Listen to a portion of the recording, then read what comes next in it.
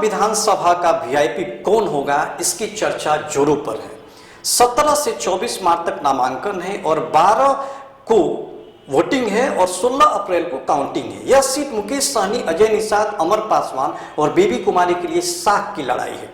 शुरुआत करते हैं मुकेश सहनी से। मुकेश सहनी की वीआईपी पार्टी के उम्मीदवार ही 2020 में बोचहा विधानसभा चुनाव जीते थे।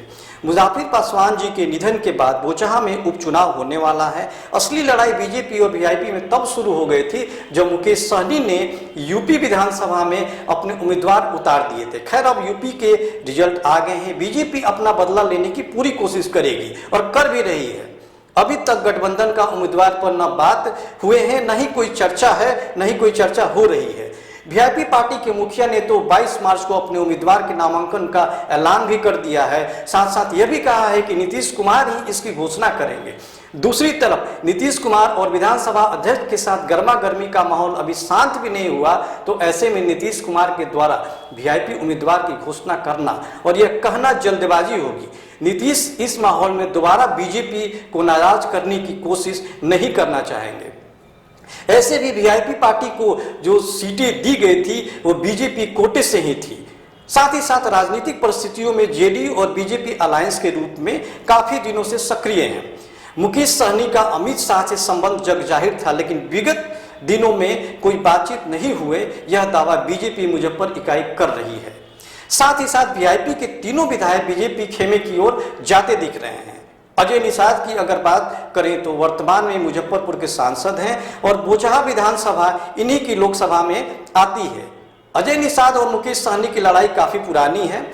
अजय निषाद को यह लगता है कि अगर वीआईपी पार्टी बोचहा विधानसभा चुनाव हार जाती है तो अगले एमपी होंगे। उनके पीछे तर्क यही है कि अगर बोचहा चुनाव वीआईपी पार्टी जीत जाती है तो 2024 लोकसभा चुनाव में मुकेश सहनी मुजफ्फरपुर सीट पर दावा करेंगे। उनकी इस बात को सच भी माना जा सकता है, क्योंकि मुकेश सहनी एक बड़ा चेहरा हो गए हैं, अभी बिहार में मंत्री हैं। अगर लोकसभा में उनकी कोई सीट सबसे पसंदीदा होगी तो मुजफ्फरपुर ही होगी। साथ ही साथ वीआईपी पार्टी का यूपी चुनाव लड़ना, इस मुद्दे को अजय निषाद भुनाना चाह रहे हैं। अभी तक तो थोड़ी कामयाबी दिख रही है, लेकिन आने वाले 2-3 दिनों में उनका भी राजनीतिक पहुंच मुजफ्फरपुर की जनता देख लेगी। अब बात करते हैं अमर पासवान की, जो कि वीआईपी पार्टी के उम्मीदवार हैं। दिवंगत विधायक मुसाफिर पासवान के सुपुत्र हैं, क्षेत्र में काफी एक्टिव रहते हैं।